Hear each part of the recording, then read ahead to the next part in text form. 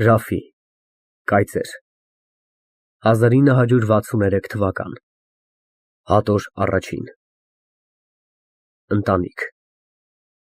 Իմ մանկությունից շատ փոքր բան կարող եմ գրել, որովհետև նա անցավ այնքան շուտ և այնքան դատարկ կերպով, որ շատը ես ինքս չեմ հիշում։ Բայց երբ մտաբերում եմ անցյալը, իմ տխուր և հիմարություններով լի անցյալը, կրկին զարթնում են վաղեմի հիշողությունները, և որպես մթին խավարի միջից նկարվում է իմ առջև մանկությունը իր անմեղ երեխայական կերպարանքով։ Ահա մինը մյուսի ետևից երևան են գալիս ծանոթ պատկերները։ Ես տեսնում եմ հայրենի տնակը իր հին, ժամանակի ավերմունքից մաշված պարիսպներով։ Դեռ նույն տերևախիտ ծառերը հովանավորում են նրան իրենց հսկայական ճյուղերով։ Դեռ նույն ճնճղիկները երգում են ոսկերի վրա, ինձ թվում է, որպես թե ծանոթ լինեին նրանց խորամանկ երեսիկները։ Կարծես շատ ժամանակ չէ անցել, կարծես հենց երեկ լիներ այդ։ Ես տեսնում եմ իմ պառավ տատին, նստած իր սովորական տեղում, մեր խրճիթի դռան հանդեպ։ Դարձյալ նույն ընկուզենին պատսպարում է ալևոր գլուխը ամառային արեգակի կրակոտ ճառագայթներից։ Նա նստած է որպես միշտ լուռ և մտախոհ կերպով։ Նրա ծնկների վրա մրափում է իր մտերիմը, ահագին մազոտ կատուն, երևի քաղցր երազներ է տեսնում։ Սիրելի տատ, և այս րոպեիս քո երեսի մուգ դեղնագույն խորշոմների մեջ ես տեսնում եմ նույն բարությունը, որպես առաջ։ Եվ այժմ քո լի գթով աչքերը նայում են իմ վրա վաղեմի սիրով։ Ինձ թվում է, որպես թե դեռ լսում եմ քո իմաստալից խրատները։ Ֆարհադ որդի, բաց գլխով մութի մեջ ման չգաս, չարքերը կզարկեն գլխիդ։ Հորանջելու ժամանակ երեսիդ խաչ հան, որ սատանան չմտնե փորդ։ Գիշերը մաստակ չծամես, մեռելները կնեղանան։ Այսպիսի շատ խրատներ տալիս էիր դու ինձ, զգուշացնում էիր, որ ավերակների մեջ չմտնեմ, զգուշացնում էիր, որ գերեզմանատան մոտից մենակ չանցնեմ ու սև կատվի հետ չխաղամ։ Տատս կոչվում էր Շուշան, նա ժառանգել էր իր մոր անունը։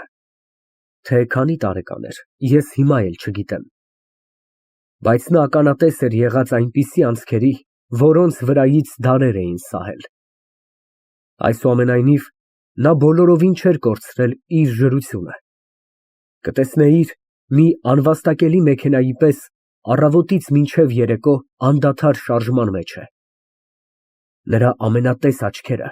ամեն բանի վրա կնայեին և ամեն բան կդիտեին։ Նրա անհանգիստ լեզուն ամեն բանի մասին հարցմունքներ կաներ և անվերջ հաշիվ ու համարներ կպահանջեր։ Մինչև մահ նա չթողեց ձեռքից իր կառավարության գավազանը, ահագին փայտյա շերեփը, որով նա ընթրիքի և ճաշի ժամանակ կերակուր էր բաժանում։ Մինչև նրա մահը մեր տան թե մեծը և թե փոքրը ամենայն խոնարհությամբ հպատակում էին նրա հեղինակությանը։ Տատս շատ աշխատասեր կին էր։ Ես դեռ հիշում եմ, թե որպես գիշերի մեծ մասը, նստած այծի մորթի վրա, դնում էր իր առջև մանելու մեքենան և ոսկրացած ձեռքով պտույտ տալով ճախարակի թևքը, բամբակից թել էր պատրաստում։ Ինձ թվում է,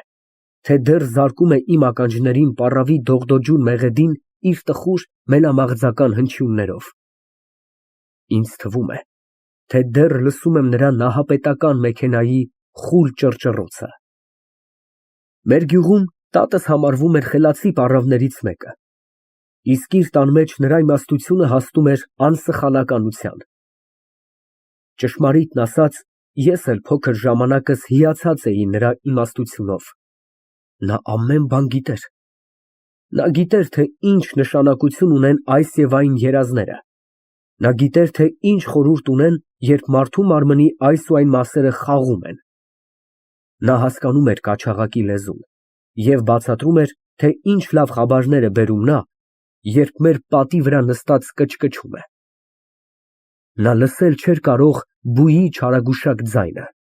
և ինձ պատվիրում էր քարով նրան սպանել, երբ կնստեր մեր պատի վրա։ Նա գիտեր, թե ինչու Սողոմոն իմաստունը անիծեց ճնճղիկին, կամ ով դրեց հոպոպի գլխի վրա այն գեղեցիկ փետուրե սանդրը։ Այո, տատս շատ բան էր իմանում։ Նա պատմում էր ինձ, թե ինչպես կհասնի աշխարհի վերջը, կամ երբ կհայտնվի նեռը։ Նա ասում էր, թե անիծյալ նեռը կգա մի ահագին էշի վրա նստած, թե նրա ավանակի ականջները այնքան երկար կլինեն, որ մի ականջի ծայրը կհասնի մինչև արևմուտք, իսկ մյուսինը մինչև արևելք։ Նա ասում էր, թե այն ժամանակ կհայտնվին աջուջամաջուջները, թե դրանք այնքան փոքրիկ թզուկներ են, որ իմ կոշիկները կարող էին նրանց համար բնակարաններ լինել։ Բայց ես ավելի սիրում էի տատիս հեքիաթները։ Ես դեռ հիշում եմ մի քանի հեքիաթներ, որ գիշերները նա պատմում էր։ Երբեմն մի անգամ սկսած հեքիաթը վերջացնում էր մի ամբողջ շաբաթվա ընթացքում։ Ախ, ինչպես լավ պատմում էր նա։ Ես բոլորը հասկանում էի ու միշտ ուրախությամբ էի լսում։ Բայց երբ պատմում էր դևերի, սատանաների, գրողների և դժոխքի մասին, ես սարսափում էի և ավելի շատ էի վախենում, երբ խոսում էր մեռելների մասին։ Իսկ երբ տատս մեռավ, նրանից չէի վախենում։ Նա խիստ հանգիստ կերպով պառկած էր դագաղի մեջ, կարծես քնած լիներ։ Նրա դեմքը էլի այնպես բարի էր, որպես առաջ։ Ես մտածում էի, թե նա հրեշտակների մոտ կգնա, նրա համար, որ ինձ երբեք չէր ծեծում։ Երբ նրան թաղեցին, ես շատ լաց եղա։ Մայրս ասում էր, թե նա մի օր գերեզմանից կվերկենա, ես էլ ուրախանում էի։ Իմ մորը կոչում էին Նիգյար։ Դուք տեսե՞լ եք դեռ նոր բացված մի ծաղիկ, որ թառամել էր իր կոկոնի մեջ։ Այդ իմ մայրն էր։ Խեղճ կնիկ, ես երբեք չեմ կարող մոռանալ քո միշտ տխուր և գունաթափ դեմքը։ Ինչու դու ուրախ լինել կարող չէիր։ Ինչու այնպես սպանված էին քո գեղեցիկ աչքերը, որոնցից արտասուքը շատ քիչ էր պակասում։ Մայրս մի բարձրահասակ կին էր, նիհար և թույլ կազմվածքով։ Ոտքի վրա նա միշտ հիվանդ էր, բայց երբեք չէր պառկում։ Ո՞վ պիտի պահե իմ երեխաներին, պատասխանում էր նա, երբ նրան ասում էին, թե պետք է փոքր-ինչ հանգստանալ, թե պետք է փոքր-ինչ կազդուրել սպառված ուժերը։ Ամբողջ օրը դադարում չուներ։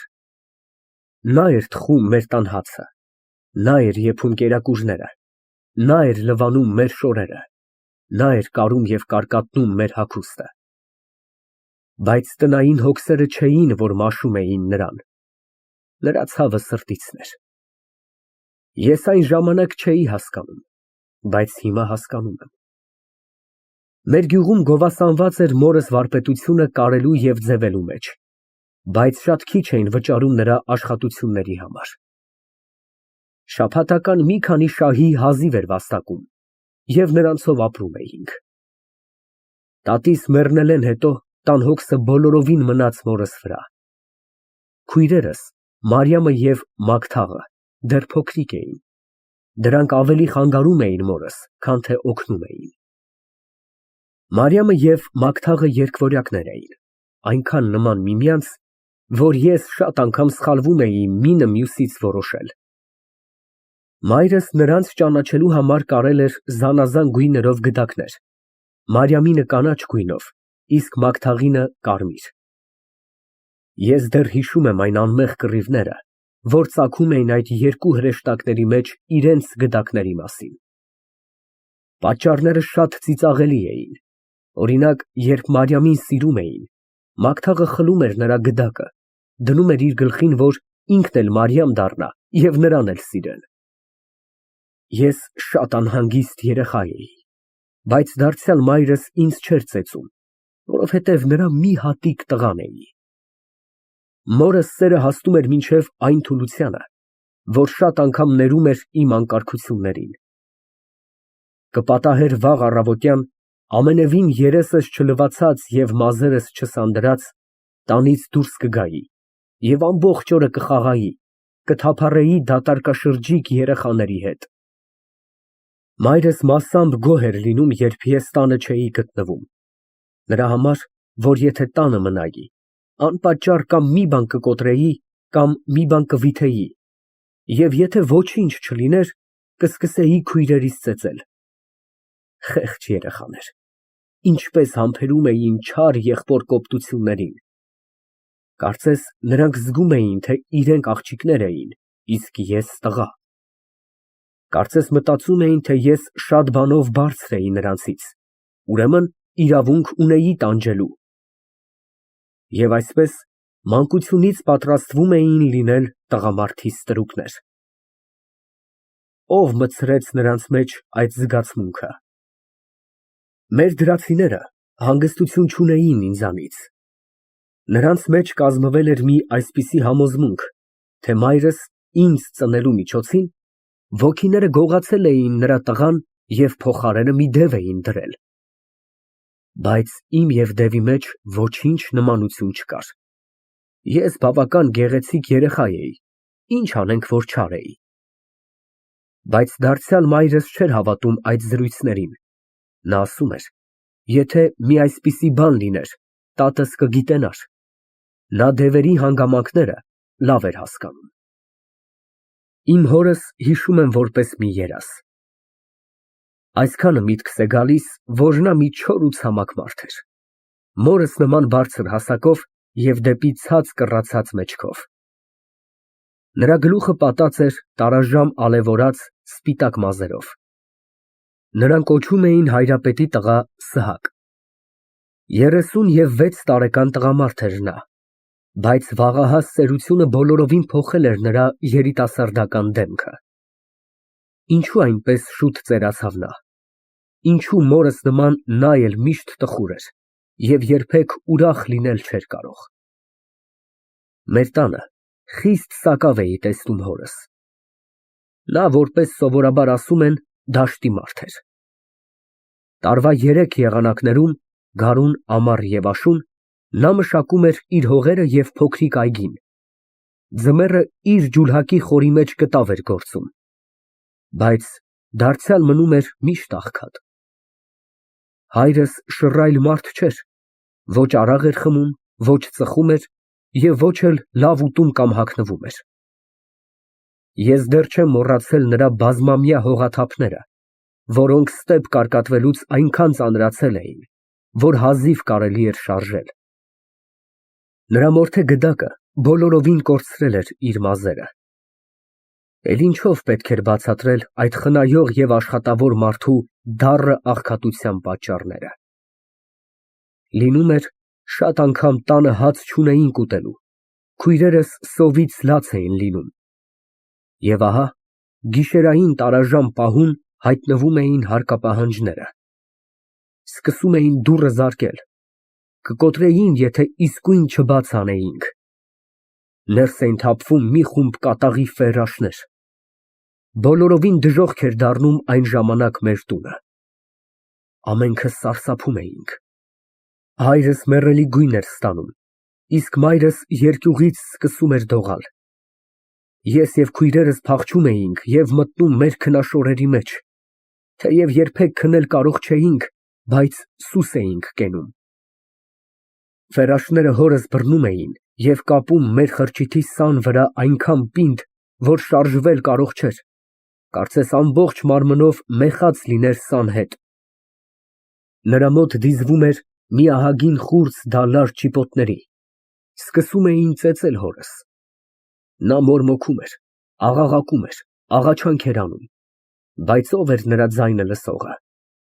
Ֆերաշները հարկ էին պահանջում, և եթե մի փոքր ուշանում էր, սկսում էին հորս մերկ ոտների տակ կրակ լցնել։ Այդ բավական չէր, նրա մարմինը այրում էին տաքացրած շամփուրներով։ Այդ սոսկալի տանջանքների ժամանակ ինչ որ իմ մոր դրությունն էր, Աստված ազատ է, ես անկարող եմ նկարագրել։ Նա բոլորովին գժվում էր, նա կտրում էր իր գլխի և պարանոցի զարդերից ամենաթանկագինը և տալիս ֆերաշներին։ Նա աղաչում էր, պաղատում էր, որ չծեծեն հորս, որ չսպանեն նրան, որ սպասեն մինչև առավոտ, մինչև լույսը ծագի, որ հայրս կարողանա մի տեղից պարտք անել և պահանջած հարկը վճարել։ Այս րոպեիս էլ իմ մարմնի վրա դող է ընկնում, երբ մտաբերում եմ այն սարսափելի գիշերները։ Ֆերաշները գալիս էին միշտ գիշերով, ինչպես չար երեխաները միշտ գիշերային մթության ժամանակն են քանդում խեղճ ծտի բույնը և գիշերով են բռնում նրան, որովհետև գիտեն, որ ողորմելի թռչունը այն ժամանակ մի ուրիշ պատսպարան չունի, բացի իր օթևանը։ Զարհուրելի գիշերներ, որքան արտասուքի և որքան տանջանքների պատճառ էին դառնում դրանք մորս։ Նա գիշերային այն մթին խավարի մեջ մենակ դուրս էր գալիս տունից, առնում էր իր հետ մի պղինձ կամ մի ուրիշ բան և տանում էր գինետուն, որ գրավ դնե և նրանց համար ըմպելիքներ բերե։ Նա մորթում էր մեր հավերը և նրանց համար կերակուրներ էր պատրաստում, բայց անողորմ հյուրերի ուտելուն կամ խմելուն չափ չկար։ Այսպիսի դեպքերը պատահում էին համարյա միշտ, որովհետև հարկերը վերջ ու սահման չունեին։ Ամեն բանի համար պահանջվում էր, թե ցանքի համար, թե անասունների համար և թե մեր ընտանիքը կազմող հոգիների համար։ Հաշիվ չկար, հաշիվը կախված էր պահանջողի կամքից միայն։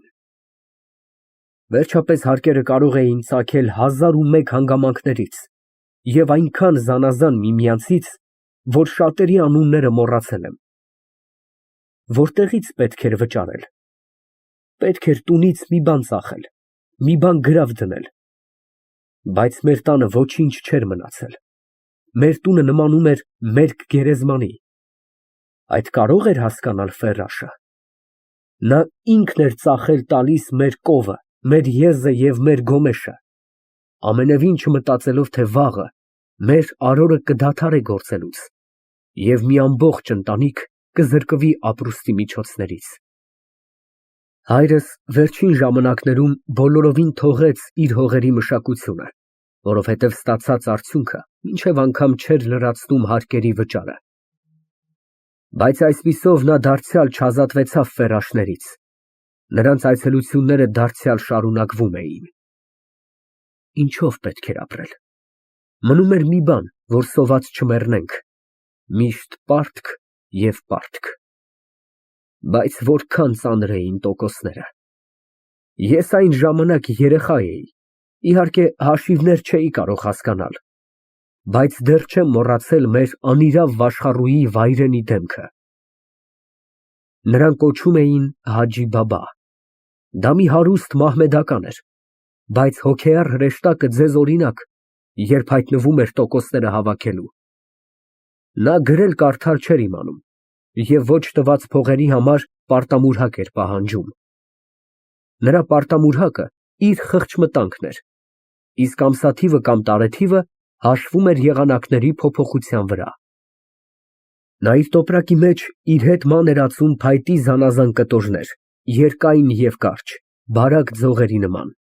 որոնց վրա նշաններ էին արած գույնզգույն դերձաններով։ Դրանք նրա հաշվամատյաններն էին։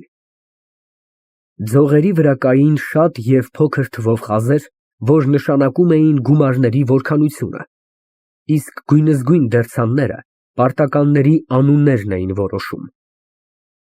Հաջի բաբան գանգատ անելու սովորություն չուներ, երբ նրա պարտականներից մեկը իր ժամանակին փող չէր վճարում կամ ուշացնում էր։ Նա իր դատաստանը իր ձեռքովն էր անում։ Ամենին հայտնի էր Հաջի բաբայի ահագին մահակը, որով նա ջարդում էր իր պարտականների ոսկորները։ Նա մինչև անգամ իր հրամանով բանտարկում էր շատերին և ծախել էր տալիս նրա տան կայքը։ Ես դեռ հիշում եմ անգութ վաշխառվի խոսքերը, երբ նա տոկոսները առնելու համար մեր տունն էր գալիս։ Սըհակ, ասում էր նա իմ հորը, գիտե՞ս որքան է անցել, տես, այս ծառը դեռ նոր էր տերև բացել։ Նա ցույց էր տալիս մեր բակի ընկուզենին։ Հիմա կրկին կանաչել է նա, ուրեմն անցել է մի բոլորակ տարի։ Թե գլուխքը չես կարող տալ, գոնե կաթը տուր, թե չէ այդ ջուղթ աղջիկներիդ կտանեմ, կթուրքացնեմ։ Մարիամը և Մագթաղը, երբ այդ խոսքերը լսում էին, կուչ էին գալիս և միմյանց գրկելով սկսում էին լաց լինել։ Անմեղ արարածներ, կարծես նրանք հասկանում էին, թե ինչ սարսափելի բան է թուրքի հարեմը։ Ահա այսպես էին անցնում մեր սև օրերը։ Հայրս, չկարողանալով հայրենի երկրում իր ընտանիքը պահել, ստիպվեցավ դիմել դեպի պանդխտություն, օտար աշխարհներում բախտ որոնելու։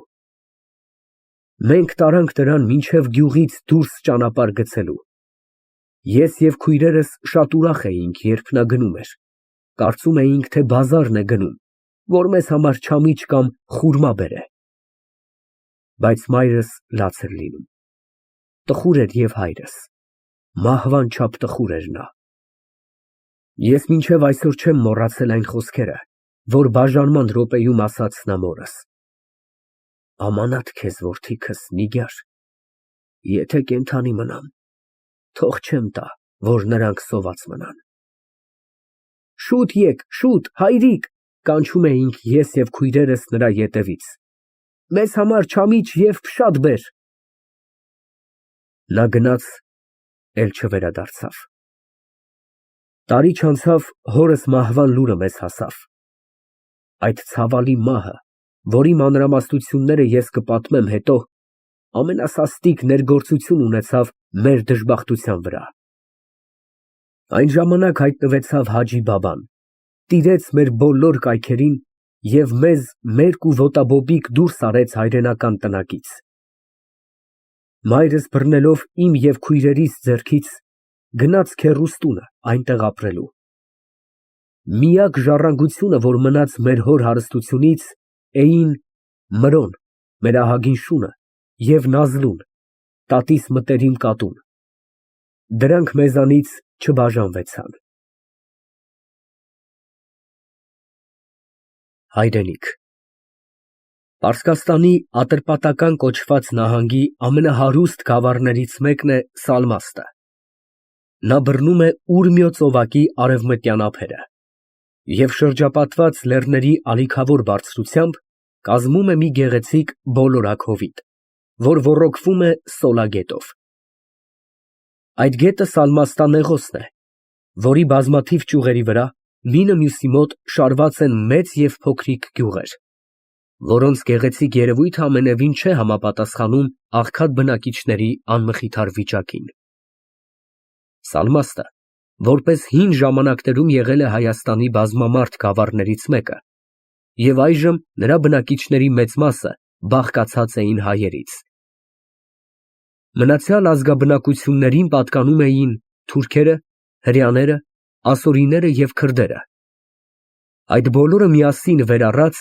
հազիվ թե հայերի կես մասին էին հավասարվում։ Ամեն դար, սկսյալ խորին հեթանոսական ժամանակներից, թողել էր այդ գավառում իր տիրապետության հետքերը։ Այստեղ դեռ տեսնվում էին հին զարեհավանի հետքերը։ Այստեղ ահագին մոխրաբլուրներ դեռ հիշեցնում էին մոգական ատրուշանները և սրբազան կրակի հազարավոր տարիներով լափած նյութերը։ Այստեղ բարձր մինարեթներ իրենց գեղեցիկ մոզաիկներով ցույց էին տալիս արաբացոց տիրապետությունը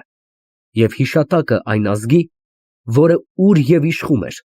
տարածում էր արհեստ, գիտություն և արյուն։ Այստեղ դեռ մնացել էր բեկորները այն ամրոցի, ուր մեծ հուլավունը պահում էր իր գանձերը։ Այստեղ զանազան լեռների և բլուրների բարձրավանդակի վրա դեռ մնում էին փլատակները մեծամեծ բերդերի, որպես փշրանք ավատական իշխանների խորտակված փառքի, որոնք իրենց բռնակալության ներքո ճնշում և խեղդում էին ամեն կենդանի զորություն։ Իսկ այդ բոլոր հնությունների մեջ իմ ուշադրությունը գրավում էր մեկը. դա Փիրչավուշ լեռան ժայռերից մեկի վրա քանդակած պատմական մի անցքի տխուր նկարագիրն էր։ Պարսպաձև ժայռի հարթած մակերևույթի վրա դուրս էին բերված մի քանի ձիավորներ հնադարյան հագուստով, նույնպես նախնական զենքերով։ Մեկին գերի էին տանում։ Նա թագավոր էր։ Ոչ մի արձանագրություն չէր ցույց տալիս դրանց ով և ինչ ժամանակի մարդիկ լինելը։ Միայն հայ ժողովրդի մեջ պահված էր մի ցավալի ավանդություն։ Գերին Արշակունյաց վերջին թագավոր Արտաշեսն էր, որից հետո Հայաստանը ընկավ պարսիկների իշխանության ներքո և կորցրեց իր թագավորներին։ Կարծես այդ պատկերը, որպես մշտական նախատինք, իր քարաժայռի բարձրությունից հանդիմանում լիներ հայերին, ասելով. «Ահա, ինձ նման միշտ գերի և ստրուկ կմնաք դուք, որովհետև ձեր թագավորին գերության մատնեցիք»։ Եվ իրավ, հայ մարդու գերությունը և ստրկությունը իսկույն նկատվում է այդ երկրում, երբ մարդ փոքր-ինչ խորին կերպով ծանոթանում է ժողովրդի կենցաղավարության հետ։ Երկրի արտաքին կերպարանքը խաբուսիկ է, կարող է մինչև անգամ սխալանքի մեջ ձգել անփորձ հետազոտողին։ Երբ ջերմ, ամառային օրերում մարդ հեռվից նայում է սալմաստա պայծառ արեգակի ճառագայթներով լուսավորված հովտին, տեսնում է դաշտերը, մշակված աշխատասեր ձեռքով, խոստանում են առատ հունձք, տեսնում է ցորյանը, գարին, բրինձը, բամբակը և ընդեղենների ամեն տեսակները, իրենց բեղմնավորությամբ ներկայացնում են խիստ գոհացուցիչ առատություն, տեսնում է մրգաբեր այգիները լիացած են պտուղների ամենաազնիվ տեսակներով, տեսնում է խոտավետ արոտամարգերի վրա արածում են տավաժների նախիժներ և ոչխարների հոտեր, մի խոսքով, նա տեսնում է, որ բնությունը անխնա առատությամբ թափել է այստեղ իր հարստությունները։ Նա սկսում է մտածել. որքան բախտավոր ապրում են այս մարդիկ։ Իսկ այդ ճոխությունները, բնության այդ պարգևները չեն պատկանում այն բյուրավոր աշխատող ձեռքերին, որոնք դաշտերի վրա, արևի կրակոտ բոցերի մեջ քրտինք են թափում։ Ահա գյուղերում այստեղ և այնտեղ բարձրանում են ամրոցներ, որոնք իրենց հպարտ աշտարակներով և ատամնավոր պարիսպներով իշխում են շրջակայքի վրա։ Նրանց մեջ բնակվում են աղաները, իրենց ախտերով և մոլություններով։ Ահա նրանց է պատկանում երկրի բոլոր բեղմնավորությունը, նրանք են շռայլում մշակ մարդու աշխատավոր ձեռքի վաստակը։ Երեխայությանս ժամանակ, երբ ես որևիցե անկարգություն էի անում, տատս և մայրս ամեն մեկը իր առանձին եղանակն ուներ ինձ սաստելու, որ վախենամ և հանգիստ կենամ։ Տատս ասում էր. «Սուս, սուս, մարդագելը եկավ, քեզ կտամ կուտի»։ Մայրս ասում էր. «Ձենդ կտրի, թե չէ ֆեռաշին կկանչեմ»։ Թե առաջին և թե վերջին սպառնալիքը իմ վրա միօրինակ ազդեցություն էին գործում։ Ես ֆեռաշից նույնքան էի վախենում, որքան գայլից։ Բայց երբ փոքր ինչ մեծացա, մարդագայլից այլևս չէի վախենում, որովհետև հասկանում էի, թե մարդը գայլ չի դառնա, բայց ֆեռաշի երկյուղը երբեք դուրս չեկավ իմ սրտից։ Ինձ թվում է, որ այս րոպեիս էլ լսում եմ նրա մտրակի ձայնը, ինձ թվում է, թե իմ ականջին զարկում են գյուղացու ցավալի հառաչանքները, և ես տեսնում եմ նրան թուլացած, ուշաթափ եղած հարկապահանջի անգութ գանահարությունից։ Քեռուստունը, ուր մենք տեղափոխվեցանք մեզ հասած դժբախտությունից հետո, գտնվում էր Քոհնաշահարում։ Քոհնաշահար նշանակում է հին քաղաք։ Այսպես կոչում էին նրան Սալմաստա նոր քաղաքից որոշելու համար, որի անունը Դիլիման էր։ Հին քաղաքը կորցրել էր իր անունը։ Շատ հավանական է, որ դա լիներ մեր Զարեհավանը կամ Զարևանդը, որի անունով մի ժամանակ կոչվում էր ամբողջ գավառը։ Այս քաղաքում բնակվում էին 4 ազգություններ՝ հայ, թուրք, ասորի և հրեա։ Յուրաքանչյուր ազգություն զետեղված էր առանձին թաղերում։ Հայեր ունեին 2 եկեղեցի, իսկ ասորիները՝ 1։ Հին քաղաքը արժանի էր իր կոչմանը։ Այստեղ կարծես մի քանի քաղաքներ շինված էին մինը մյուսի վրա։ Նոր շենք կառուցանելու համար նյութեր պետք չէին։ Քանդում էին գետինը և հողի տակից դուրս էին բերում ահագին քանակությամբ աղյուս, կոփածո քարեր, և շատ անգամ բացվում էր մի ընդարձակ ստորերկրյա բնակարան։ Որքան փորձանքներ, որքան հեղափոխություններ պետք է կրած լիներ այդ քաղաքը, որքան ազգեր այնտեղ բնակվել և անհետացել էին, իսկ հայը, նրա նախկին բնակիչը, դեռ մնում էր։ Արաբներից մնացել էր մի լայնատարած գերեզմանատուն միայն, գեղեցիկ զարդարած տապանաքարերով։ Քաղաքի բոլորովին սպառված մի անկյունում էր գտնվում քեռուստունը, մեծ հեղեղատի ափի մոտ։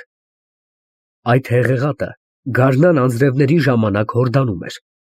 և քանդելով ավերակները բերում էր իր հետ զանազան հնություններ։ Ես շատ ուրախ էի լինում, երբ հեղեղը փոքրանում էր, որովհետև մեր դրացի երեխաների հետ գնում էինք գետի ափերի մոտ և ավազների միջից գտնում էինք հին դրամներ, կանանց զարդեր և վաճառելով հրեա ոսկերիչներին փող էինք ստանում։ Հայերի տները թեև փոքրիկներ էին, բայց հովանավորված պարտեզներով և ծառերով գեղեցիկ տեսք ունեին։ Բնակարանը, ասում են, խիստ խորին կապ ունի մարդու կյանքի և բնավորության հետ։ Այս մտքով հայերի տների ձևը և նրանց ներքին ու արտաքին դիրքը ոչ միայն մեծ նշանակություն ունեին բնակիչների ճաշակի մասին, այլ առավելապես արտահայտում էին նրանց վիճակը և հասարակական դրությունը։ Տները շատ սերտ և անմիջական կերպով կցած էին մինը մյուսի հետ, այնպես, որ տանիքների վրայով կարելի էր հայոց թաղի մի ծայրից մինչև մյուսը գնալ։ Բոլոր տները ունեին գաղտնի հաղորդակցություն։ Այդ հաղորդակցությունը պահպանվում էր զանազան ծակերի միջոցով, որ բացված էին մի տանից մյուսի մեջ։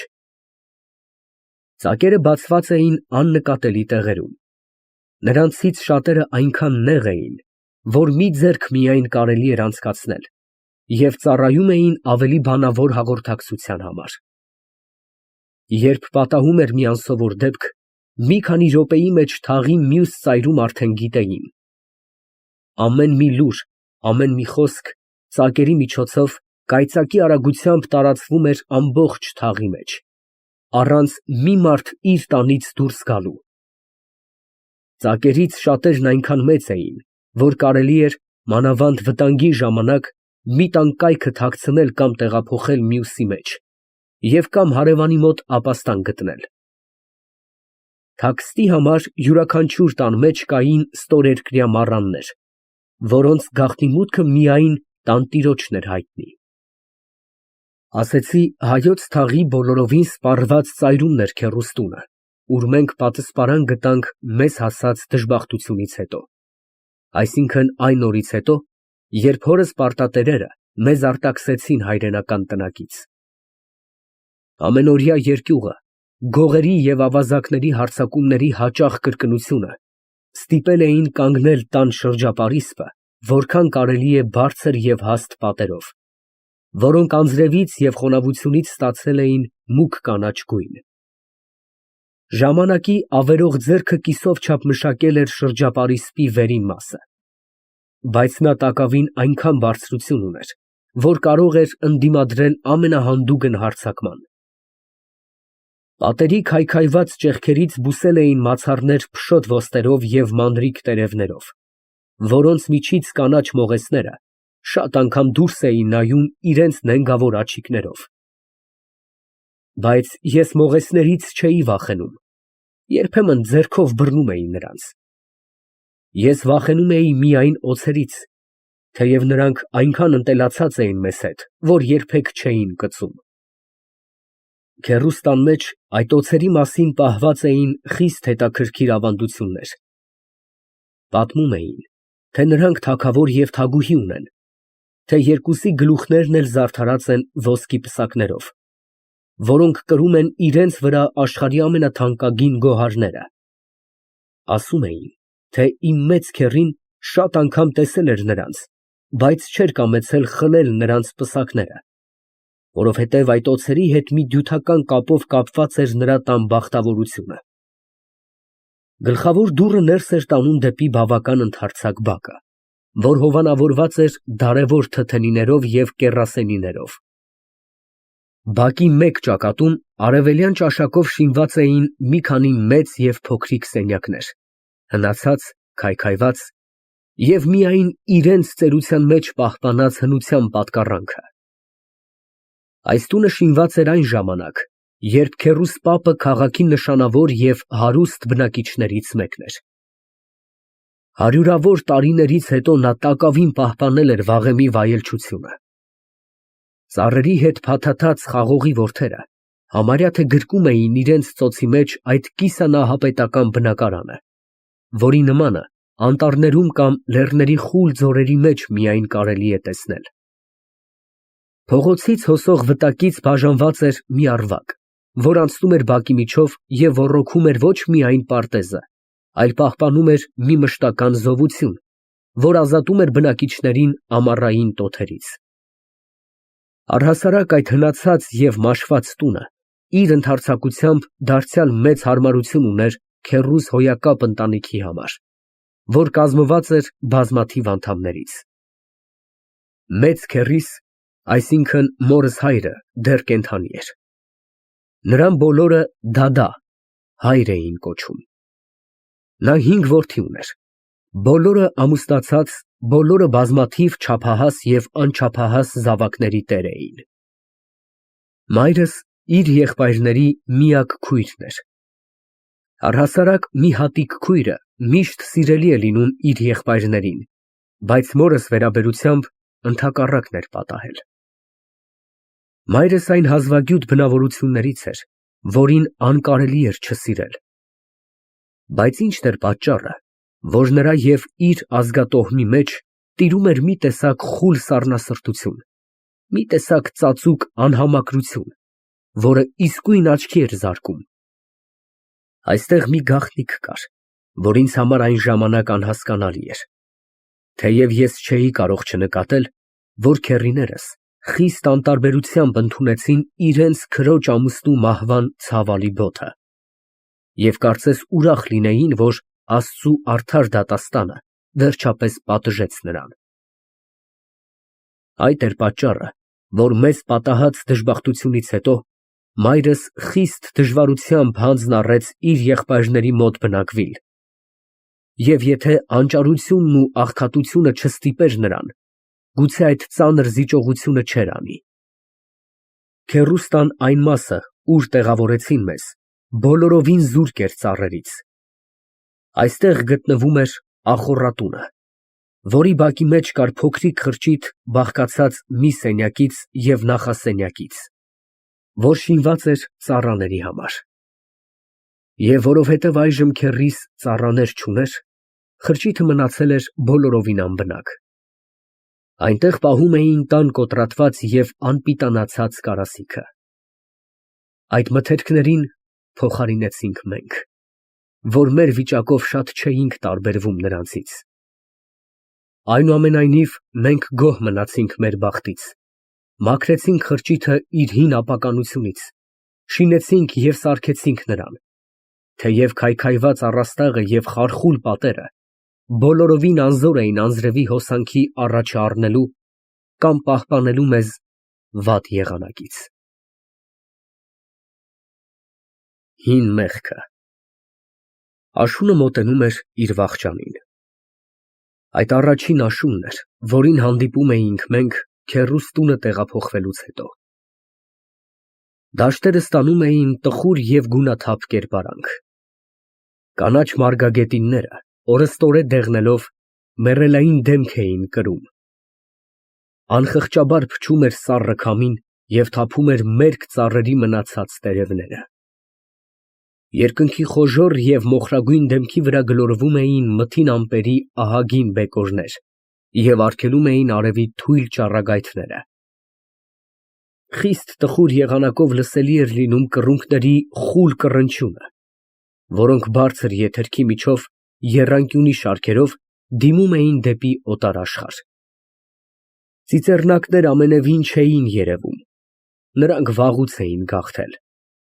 Միայն մրջյունները խիստ եռանդով կրում էին դեպի իրենց ամբարները ընդեղենների զանազան տեսակներ։ Ամեն արարած պատրաստվում է ընդունել ձմեռը իր անախորժ հյուրը։ Այս օրերը սակավ հոգսեր չպատճառեցին մորս։ Ձմեռը, աղքատների թշնամին, մեզ պատժելու համար էր գալիս։ Մայրս իր հոր տունը տեղափոխվելուց մի քանի օրից հետո հրաժարվեցավ կերակուրներ ընդունել նրանց սեղանից և ապրում էր իր անկախ աշխատանքով։ Նա շուտով հաշտվեցավ իր նոր վիճակի հետ, չկամենալով ծանրություն պատճառել իր եղբայրներին, որոնց շատ հաճելի չէր իրենց գերդաստանի վրա ընդունած նոր բեռը։ Մայրս աղքատություն շատ էր կրած, բայց երբեք իր տան չքավորությունը օտարներին հայտնած չէր, թե ինչպես է ապրում կամ ինչ միջոցներով է պահում իր երեխաներին։ Նա բավական հպարտ կին էր։ Նա ամեն հույս դրած էր իր աշխատող ձեռքերի և Աստծո վրա։ Բայց Աստված շատ անգամ թույլ է տալիս, որ դժբախտությունը մինչև վերջին ծայր տանջե մարդուն։ Այդ անում է նա, որպես ասում են, արարածների համբերությունը փորձելու համար։ Մորս համբերությունը երկաթի ամրություն ուներ, բայց երկաթն էլ փշրվում է, երկաթն էլ խորտակվում է։ Ես երբեք չեմ կարող մոռանալ մորս արտասվալի աչքերը, երբ առաջին անգամ ինձ և երկու քույրերիս իր հետ առնելով գնացինք դաշտը հնձած արտերից թափված հասկերը հավաքելու։ Դա մուրացկանության առաջին քայլն է, որին ենթարկվում է պատվավոր աղքատը։ Մենք մի ժամանակ արտեր ունեինք, հունձք ունեինք, և մեր հունձքը հավաքելուց հետո խուրձերից ընկած հասկերը թողնում էինք Աստուծո աղքատներին, երկնքի թռչուններին, բայց կորցրինք բոլորը, և այժմ ստիպված էինք ուրիշի արտերից հասկաքաղ անել։ Արտերի կարճ խուզած տափարակի վրա մխաթների նման վեր ցցված ձողերի սուր ծայրերը ծակծկում էին իմ և քույրերիս բոլորովին մերկ ոտները։ Բայց մենք ցավ չէինք զգում։ Մենք շատ ուրախ էինք և խիստ եռանդով կպանք գործին։ Մարիամը և Մագդաղը իրենց մանրիկ ձեռներով հավաքում էին ընկած հասկերը և ինձ վրա ծիծաղում էին, որովհետև ես ծույլ էի։ Նրանք փունջեր էին կապում հասկերից և երկու քույրեր մրցություն էին անում, թե որը շատ կհավաքե։ Խեղճ երեխաներ, կարծես զգում էին, թե ձմեռը քաղցած կմնան, եթե այժմ պաշար չպատրաստեն։ Մայրս նայում էր նրանց վրա և լաց էր լինում։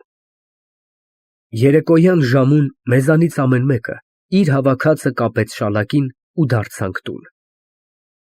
Մարիամը և Մագդաղը իրենց բեռներով մի առանձին հպարտությամբ հանդիպեցին քեռուս երեխաներին, որպես անխոնջ մշակներ, որ դառնում էին դաշտից։ Այսպես ամեն օր, վաղ առավոտյան գնում էինք դաշտ հասկաքաղ անելու և երեկոյան վերադառնում էինք։ Մեր խրճիթի դռան առջև կազմվեցավ մի փոքրիկ դեզ հավաքած հասկերից։ Այնուհետև սկսեցինք մեր կալը կալսել, բայց նա այնքան մեծ չէր, որ հարկավոր լիներ կալսել ջարդջառով։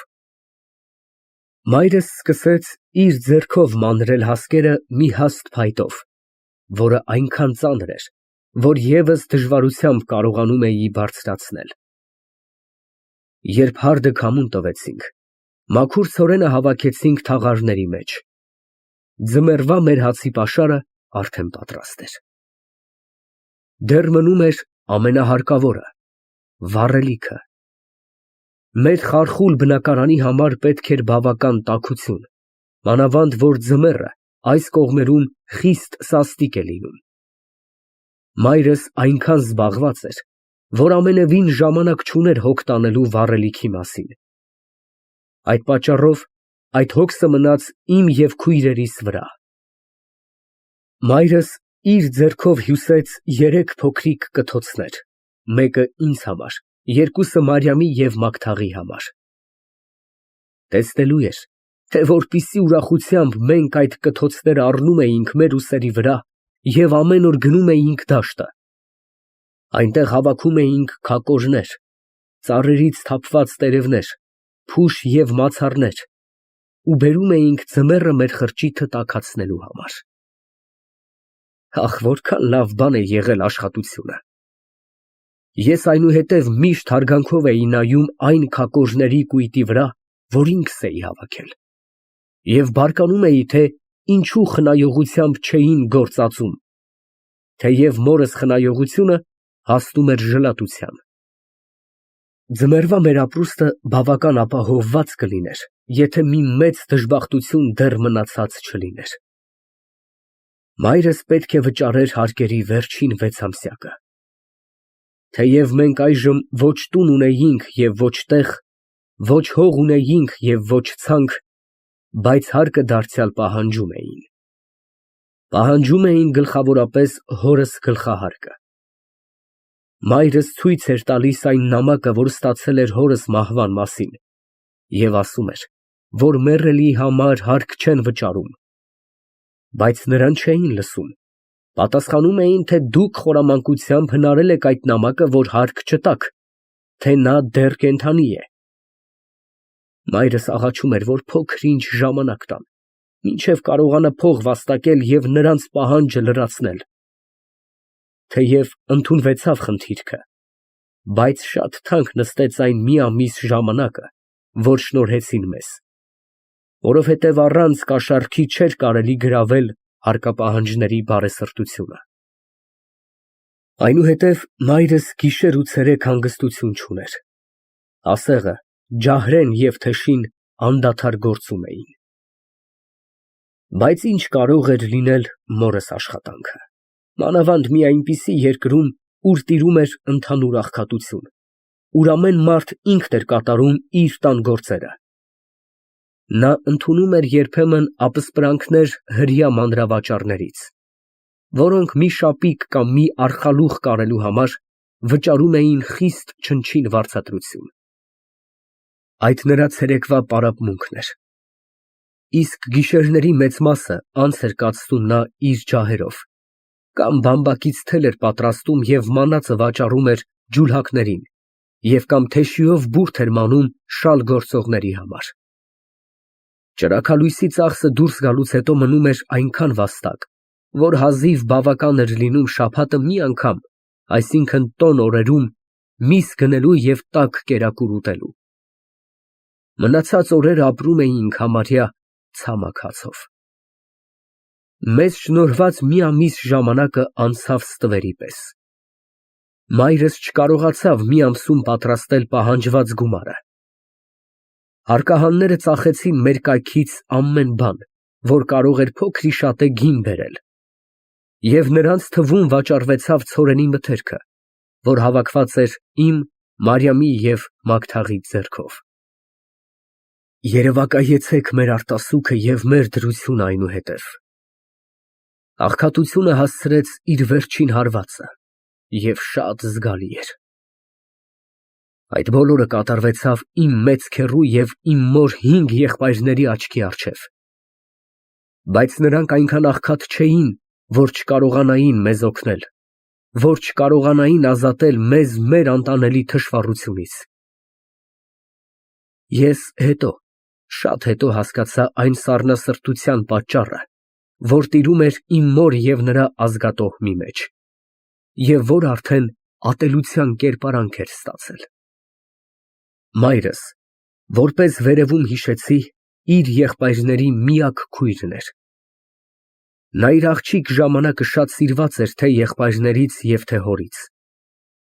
Ամեն կողմից խնդրում էին մորս ձեռքը, ոչ այն պատճառով միայն, որ նա շատ գեղեցիկ էր, այլ ամեն երիտասարդ մի առանձին բախտավորություն էր համարում լինել փեսա այն ընտանիքի, որ ամբողջ գավառի մեջ վայելում էր մեծ հարգանք։ Փեսաների թիվը այնքան շատ էր, որ չգիտեին, թե որին պետք էր ընտրել կամ որին պետք էր մերժել։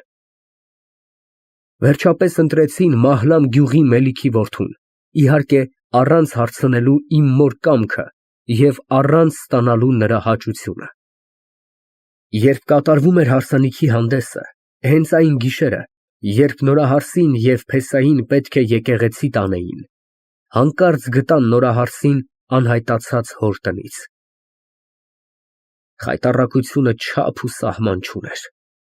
Չար լեզուները սկսեցին զանազան կերպով բացատրել նրա պատճառը։ Ոմանք ասում էին թուրքերը գողացել են նորահարսին, ոմանք ասում էին իրեն սպանել է, ոմանք ասում էին, որ նա ծածուկ սիրում էր մի ուրիշին և նրա հետ փախել է։ Այդ կարծիքներից արդյոք որն էր ուղիղ, այն ժամանակ դժվար էր ստուգել, իսկ ինչ որ ճշմարիտ էր, այն էր, որ իմ մայրը կորավ ու կորավ։ Անցան տարիներ, իմ մոր մասին տեղեկություն չկար։ Նրա մայրը կսկիծից մեռավ։ Նա չկարողացավ տանել իր աղջկա ցավը։ Մյուսները բոլորովին մոռացան նրան։ Հանկարծ հայտնվեցավ նա իր ամուսնի և 3 զավակների հետ։ Այն ժամանակ միայն ստուգվեցավ, որ վերջին ենթադրությունը ուղիղ էր։ Արդարև, մայրս փախել էր իր սիրած տղամարդի հետ։ Հասարակական կարծիքը սկսեց դատապարտել նրան։ Նրան չներեցին հարազատ եղբայրները և մինչև անգամ հայրը, չնայելով, որ նա արդեն ամուսին էր և 3 զավակների մայր։ Բայց ինչո՞վ էր մեղավոր հին հանցավորը, ինչո՞վ էին մեղավոր նրա զավակները։ Միթե ծնողների հանցանքը տարածվում է որդիների վրա։ Իմ քեռիները զայրացան ավելի այն պատճառով, երբ տեսան, որ իրենց քույրը ամուսնացել է մի տղամարդի հետ, որին ատում էին, որի ազգատոհմի հետ ժառանգական թշնամություն ունեին, և որ ավելի գլխավորն է, աղքատ էր։ Այսպիսի ամուսնությունները մոռանալ են տալիս հին ողակալությունը և բառնում են հին վրեժխնդրությունը 2 տոհմերի միջից։ Բայց մայրս չկարողացավ քավել այդ մեղքը։ Նրա ամուսնությունը չկարողացավ կապել թշնամի տոհմերին միմյանց հետ։ Մորս հայրը անիծեց նրան, և նա այնուհետև չհամարձակվեցավ ոտք կոխել ծնողական տան շեմքի վրա, մինչև այն օրը, որ հորս մահը մի փոքր մեղմացրուց նրանց խստասրտությունը։ Այժմ պիտի խոսեմ այդ ցավալի մահվան մասին։ Հայրս դիմելով դեպի պանդխտություն, նպատակ ուներ պոլիս գնար, ուր այն ժամանակ լինում էին հայ գաղթականները։ Պետք է անցկենար Էրզրումից։ Այստեղ մի օր փողոցից անցկենալու ժամանակ հանկարծ մի թուրք հարձակվում է նրա վրա և իր դաշույնի մի հարվածով կտրում է նրա պարանոցը և գլուխը մի կողմ գլորելով ուրախությամբ գոչում է. «Ես տարա, ես տարա»։ Թուրքերի բազմությունը հավաքվում է նրա շուրջը, հետաքրքրությամբ հարցնում են, թե ինչը տարավ։ «Ընկերիս հետ վիճում էինք», պատասխանում է եղեռնագործը։ Նա ասում էր, թե իմ դաշույնը ավելի սուր է, իսկ ես ասում էի, թե իմն է ավելի սուր։ Վճռեցինք փորձել այդ գավուրի պարանոցի վրա, գրազ գալով, թե մեզանից ով որ մի հարվածով կկտրե պարանոցը, մյուսը պետք է պարտավորվի իր հաշվով հյուրասիրել նրան մի ֆինջան քաղցր ղահվեյով և մի նարգիլեյով։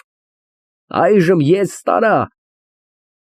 Բազմությունը գովաբանում է սրիկայի քաջությունը ասելով մաշալլահ, մաշալլահ և հեռանում է։ Իսկ սրիկան իր ընկերի ձեռքից բռնելով քարշ է տալիս դեպի ղահվետուն, որ ստանա խոստացած մրցանակը։ Մի ամբողջ օր հորս դիակը մնում է հրապարակի վրա։ Մուսուլմանները ծաղրելով են անցնում նրա մոտից, թե որքան թույլ է եղել գավուրի պարանոցը, որ մի հարվածից կտրվել է։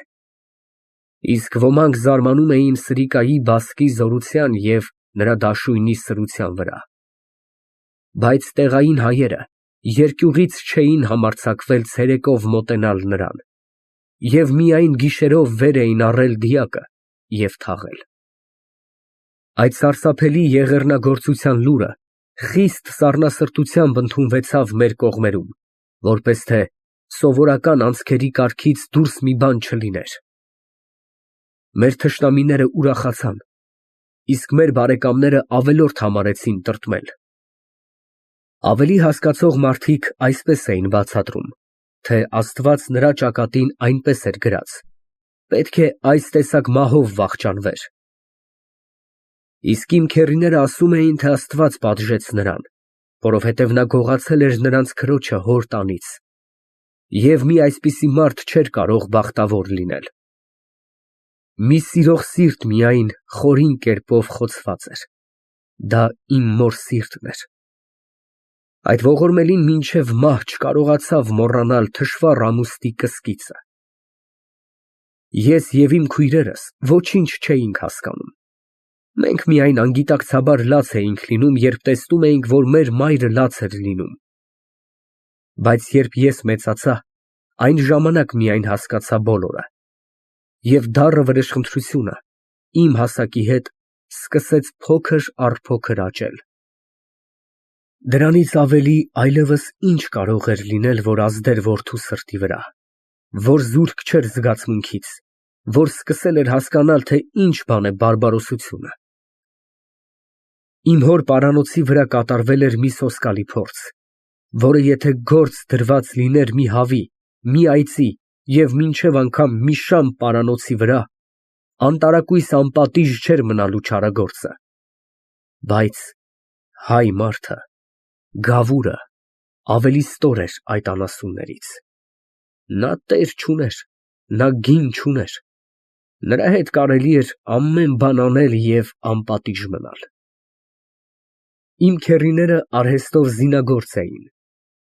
Այդ արհեստը ժառանգաբար անցել էր նրանց տոհմի մեջ և հարյուրավոր տարիների ընթացքում զարգացել և բավական կատարելագործվել էր։ Պարսկաստանում, ինչպես և Տաճկաստանում, առհասարակ բոլոր զինագործները հայեր էին։ Նրանք զենք էին պատրաստում իրենց թշնամիների համար, որոնք թեև շինելը չէին իմանում, բայց գործածելու մեջ շատ հմուտ էին։ Ես միշտ մի առանձին բարկությամբ էի մտածում այն աղետալի անցքի մասին,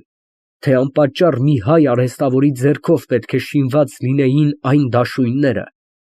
որոնցմով փորձ փորձեցին իմ հոր պարանոցի վրա։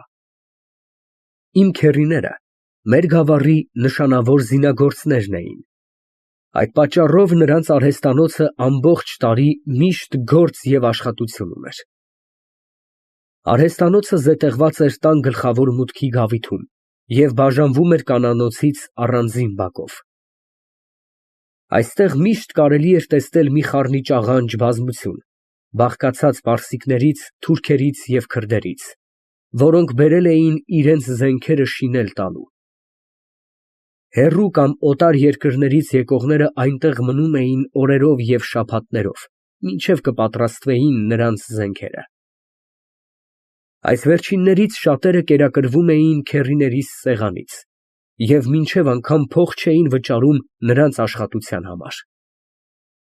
Ես փոքր ժամանակս չէի կարողանում հասկանալ, թե ինչ նշանակություն ուներ այդ նահապետական հյուրասիրությունը՝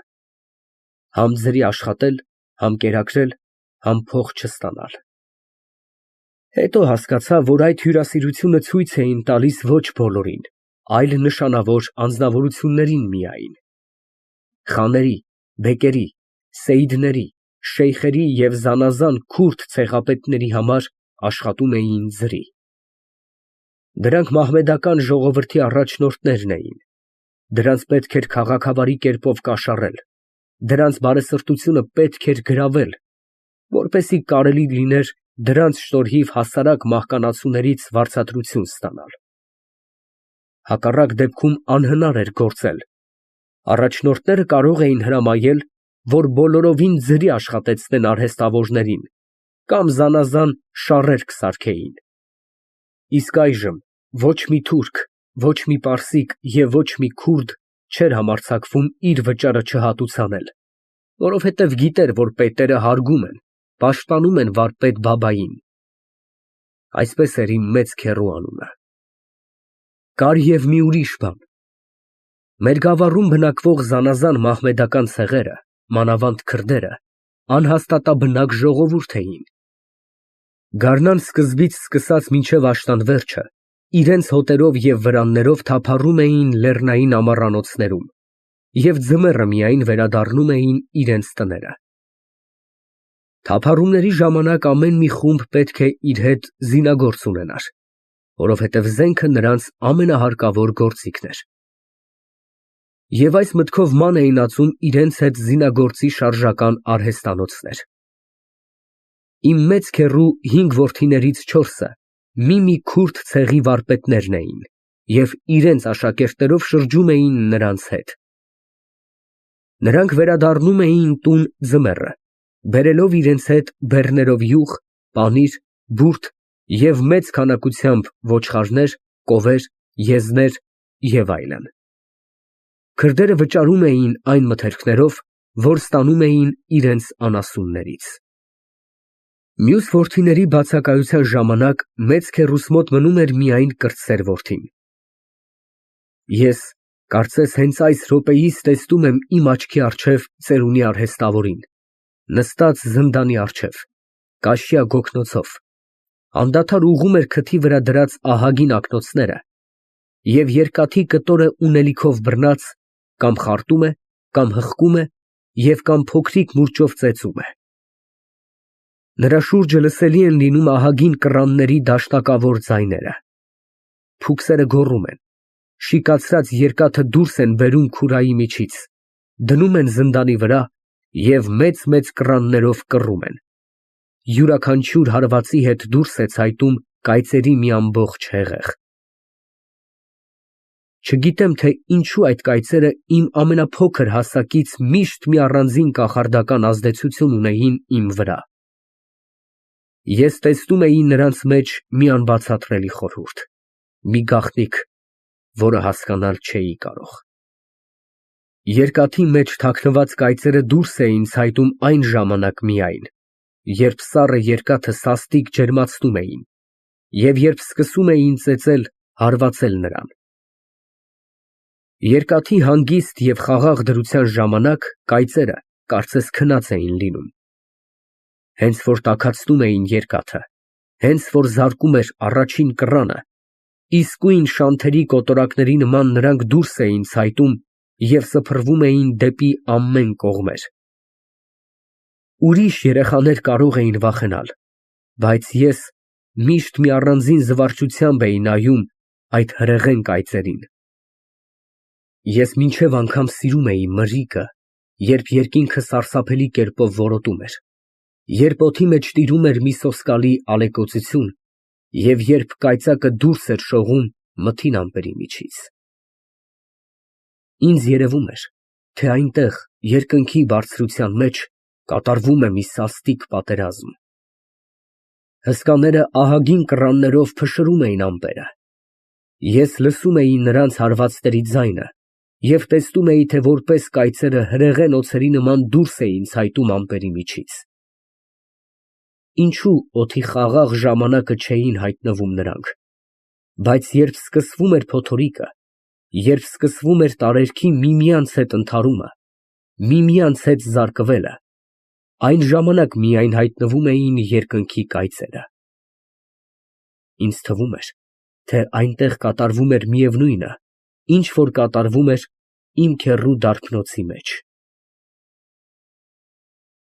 Որսորդը Անցան մի քանի ամիսներ այն օրից, երբ հարկապահանջները ծախեցին մեր տան կայքը։ Անցան մի քանի դառը և մահաբեր ամիսներ։ Մեր շուրջը արդեն տիրում էր ձմեռ, որ սառը ձեռքով խլեց դաշտերի և լեռների բոլոր գեղեցկությունները։ Ցուրտը օրեստօրե սաստկանում էր, և մուգ մոխրագույն երկնքի երեսը ավելի և ավելի խոժոռ կերպարանք էր ստանում։ Արեգակը կարծես խռովել էր երկրից և չէր ուզում իր դեմքը ցույց տալ։ Վերջապես եկավ ձյունը և թանձր պատանը տարածեց երկրի վրա։ Մութ փոթորկային գիշեր էր։ Դրսում քամին կատաղի կերպով մռնչում էր և նորեկ ձյունի փխրուն տարափը ահագին քանակությամբ տարուբերում էր մի տեղից մյուս տեղ։ Մեր խրճիթը դողդողում էր սարսափելի մրրիկից։ Մտածում էինք. ահա ժուֆանը հիմքից կխլե նրան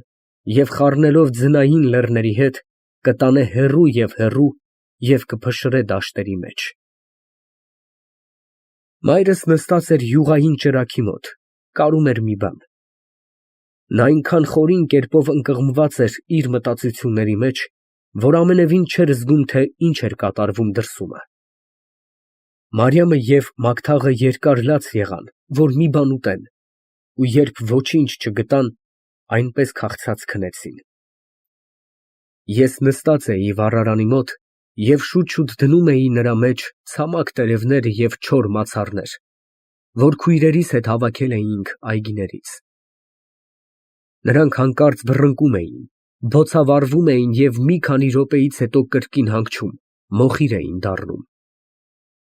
Այդ խաղը պատճառում էր ինձ ավելի զվարճություն, քան խրճիթի մեջ որևիցե տաքություն։ Դուռը սաստիկ զարկեցին, մայրս չլսեց, ես գնացի բաց արի։ Ներս վազեց սպիտակ գնդակի նման մի բան, երբ անցավ շեմքից, կատվի պես թափ տվեց իր մարմինը և ձյունը բամբակի գլուջների նման թափվեց ցած։ «Տոմարո, գետինը մտնես, որտեղի՞ց եկար», հարցրի ես։ Փոքրիկ աղջիկը ոչինչ չպատասխանեց և իմ վրա ուշադրություն անգամ չդարձրեց, միայն գցելով մորս մոտ թաշկինակի մեջ կապած մի բան, վազեց դեպի վառարանը և սկսեց իր լրջացած ձեռքերը տաքացնել արդեն մարած կրակով։ Երբ նկատեց, որ ջերմություն չկա, գնաց մորս մոտ և գրկելով նրա պարանոցը, կպավ կուրծքին։ «Հայրս ուղարկեց», ասաց նա, ցույց տալով կապոցը։ Հետո դարձավ դեպի ինձ, կարծես նա չէր կարող համբերել, որ իմ կոշտ հարցմունքը թողեց առանց պատասխանի։ «Ես քեզ նման պառավ տատիկ չեմ, որ կրակի մոտը նստեմ ու տնից դուրս չգամ»։ Մորս տխուր դեմքի վրա երևաց մի անսովոր ժպիտ։ Նա դրեց Մարոյի սառած ձեռքերը իր ծոցի մեջ և նրան գրկելով սկսեց տաքացնել։ Նրա լեզուն բացվեցավ։ «Հարսի», ասաց նա մորս մի առանձին ուրախությամբ, այնքան ձյուն է եկել, ուղիղ մի արշին, տես, այսքան։ Նա ձեռքով չափեց իր ոտքից մինչև գլուխը։ «Ֆարհադ», դարձավ նա դեպի ինձ, «առավոտյան ձնագնդիկ խաղանք, այնպես չէ՞։ Ո՞ւր է Մարիամը», խոսքը փոխեց նա։ «Թող լուսանա, ես նրա աչքը կհանեմ։ Մագթաղին ձյունով չեմ խփի, նա լավ աղջիկ է, բայց այդ սատկած Մարիամը բեժնում է, ինչ որ գալիս է դուրս է տալիս։ Թող լուսանա»։ «Ես ինքս կծեծեմ Մարիամին, կպատվիրեմ, որ քեզ վատ բան չասե», հանգստացնում էր նրան մայրս։ «Լեզուն կտրե, որ սուս կենա»։ Կկտրեմ, պատասխանեց մայրս ժպտալով։ Մարոն, տեսնելով, որ պատիժը ավելի սաստիկ պետք է լիներ, քան այն վիրավորանքը, որ Մարիամը հասցրել էր նրան, ետ առեց իր խոսքը։ Չէ, մի կտրե, ասա, որ ինձ վատ բան չասի, թե չէ ծամերը մեկ-մեկ կփետրեմ։ Մայրս սեղմեց նրան իր կուրծքին և համբուրեց։ Հարսի, առաջ տարավ շատախոս Մարոն, ինչ լավ է ձյունը, վազում, չես կշտանում, ընկնում ես, այնքան փափուկ է, որ կողքդ չէ ցավում։ Հարսի, ե՞րբ կսառչի մեր լիճը։ Մարոյի վերջին հարցմունքը մեր տան մոտ գտնված փոքրիկ լճակի մասին էր, որը ձմեռը սառչելով մեծ զվարճություն էր պատճառում խաղաղասեր երեխաներին։ Մայրս այդ մասին ոչինչ չպատասխանեց, միայն հարցրուց, արդյոք վախեցավ նա, որ այնպիսի մթին և վատ եղանակում մեր տուն է եկավ։ Ինչից պիտի վախենամ, ասաց նա մի առանձին հպարտությամբ։ Գայլ չկա, սատանա չկա, բոլորը ցրտից փախել, մտել են իրենց ծակերը։ Ես խո Մարիամը չեմ, որ վախենամ։ Ու, սատկած, հիմա կքնեն։ Տես ինչպես քնել է, մտիկ տուր, Ֆարհադ, մտիկ տուր, Հարսի։ Վերջին խոսքերի միջոցին Մարոն այնպիսի մի հեգնական ծամածռություն գործեց իր սևուկ դեմքի վրա, որ չէր կարելի առանց ծիծաղելու նրա երեսին նայել։ Բայց հանկարծ նրա մեծ և գեղեցիկ աչքերը վառվեցան։ Նա դուրս թռավ մորս գրկից և վազեց մահճի մոտ, ուր քնած էին քույրերս։ Նա խոնարհվեցավ, համբուրեց Մագթաղի երեսը, բայց Մարիամի մազերից այնպես սաստիկ ձիգ տվավ, որ խեղճ աղջիկը ծվաց, սարսափելով քնած տեղից վեր թռավ և տեսնելով իր ոխերիմը կշտին նստած, գոչեց վրդովված ձայնով. «Տոսև սատանա, այստեղ ի՞նչ ես շինում»։ Դեռ քնաթաթախ Մարիամը ջանք արեց, որ նրան բռնե, վրեժը առնե, բայց վայրենի Մարոյի ճարպիկ մատները պինդ սեղմվեցան նրա կոկորդին, և շնչասպառ աղջիկը գլորվեցավ բարձի վրա։ Ես մոտ վազեցի, որ ազատեմ քրոջս։ Նույն միջոցին Մարոն կատվի արագությամբ դուրս թռավ և աներևութացավ գիշերային խավարի մեջ։ Մայրս չգիտեր ծիծաղել, թե բարկանալ։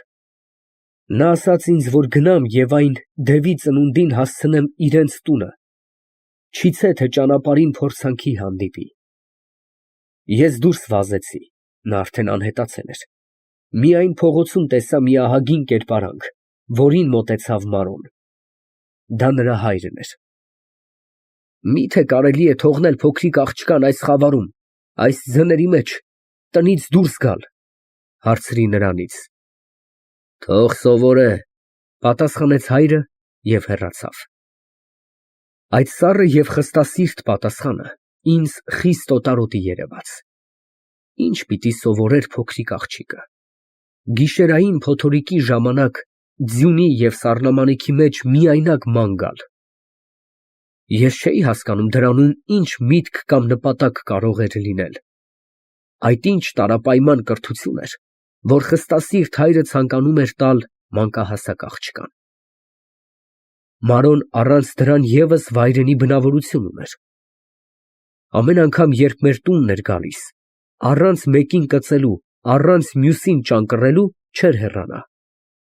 Նա անպատճառ մեկ ղալմաղալ պետք է սարքեր։ Այս պատճառով վերջին անկարգությունը մեզ երևաց բոլորովին սովորական։ Նա խիստ չար աղջիկ էր, բայց մենք ամենքս սիրում էինք այդ կյանքով լի և միշտ ուրախ փոքրիկին։ Իսկ Մարիամի հետ նրա ոխակալությունը ուներ իր պատմական պատճառները։ Չգիտեմ մի տարի առաջ, թե երբ, մի անգամ Մարիամը նրան կոչել էր «Բոշա»։ Այդ վիրավորանքը Մարոն երբեք չէր կարող մոռանալ, թեև քրոջս խոսքը բոլորովին հեռու չէր ճշմարտությունից, որովհետև Մարոյի մեջ կար շատ ինչ բոշայական։ Մարոն չէր կարող համբերել, երբ նրան հիշեցնում էին, թե նրա երեսը սևուկ գույն ունի, թե նրա մեծ կրակոտ աչքերը ֆալ բացողի, կախարդի աչքեր էին։ Նրա մանր գանգուրներով թուխ ծամերը միայն արաբները կարող էին ունենալ։ Հարկավոր չէր ուղղակի նկատողությունը, բավական էր ասել, թե Մարիամի երեսը ճերմակ է կամ նրա մազերը շեկ ոսկու գույն ունեին, այն ժամանակ Մարոն իրենը հասկանում էր։ Նա մինչև անգամ նախանձվում էր, որ Մարիամը միևնույն անունն է կրում, ինչ որ ինքն ուներ։ Եվ այս պատճառով ամենևին չէր բարկանում, երբ նրան կրճատած կերպով Մարո էին կոչում։ Դրանով գոնե իր անունը զանազանվում էր։ Ինձ հետ Մարոյի հարաբերությունները նույնպես բարեկամական չէին։ Երբ ես բարկացնում էի, նա պատրաստ էր պատառոտել ինձ, բայց զգալով իր ուժի անհավասարությունը, միշտ սպառնում էր, թե գիշերը, իմ քնած ժամանակը, նա կգա և կխեղդե ինձ։ Մարոն հաշտ էր միայն Մագթաղի հետ, որովհետև չափազանց փափուկ բնավորություն ունեցող Մագթաղը թեքվում էր նրա առջև և համարյա բոլորովին ենթարկված էր նրա ազդեցությանը։ Այդ պատճառով Մագթաղի նույնպես ճերմակ երեսը և շեկ մազերը չէին բարկացնում նրան և չէին հիշեցնում, թե ինքը բոշայի դեմք ունի։ Մարոյի այն գիշեր բերած կապոցը այնպիսի սովորական բան էր, որ մենք առանց բաց անելու գիտեինք նրա միջում ինչ կար։ Դա որսի խորոված միս էր հացի հետ, որ երբեմն ուղարկում էր նրա հայրը, չնայելով, որ ինքն էլ ոչ սակավ աղքատության մեջ էր ապրում։ Երբ Մարիամին հրավիրեցին ուտելու, նա հրաժարվեցավ, ասելով, թե ինքը քաղցած կմեռնի և այն սև սատանայի բերած ողորմությանը չի մոտենա։ Բայց մայրս միշտ գոհությամբ էր ընդունում բարերար ձեռքի օժանդակությունը այն մարդից, որի հետ ամենևին ծանոթություն չուներ, որը մի անգամ ևս ոտքը ներս դրած չէր մեր շեմքից, թեև մեր ամենամոտ դրացին էր։ Միայն Մարոն, որ հաճախ գտնվում էր մեր խրճիթում, պատմել էր իր հորը մեր թշվառ դրությունը։ Եվ նա համարյա ամեն գիշեր չէր դադարում ուղարկել իր տնում գտնվածից մեր բաժինը, և այնպես ծածուկ, որ ոչ ոք չէր հասկանում։ Մարոյի հորը կոչում էին Ավո, նրա իսկական անունը ես չգիտեի։ Նա ահագին բարձրությամբ մի վիթխարի տղամարդ էր, որ պարապում էր որսորդությունով։ Ավոն մեր քաղաքի բնիկներից չէր, բայց մի քանի տարի առաջ մի սաստիկ ձմեռնային եղանակում նա հայտնվեցավ մեր քաղաքում բոլորովին միայնակ, որպես մի փախստական։ Հետո փոքր առ փոքր կազմվեցավ նրա ընտանիքը։ Այդ ընտանիքը շատ մեծ չէր, ինքը որսորդը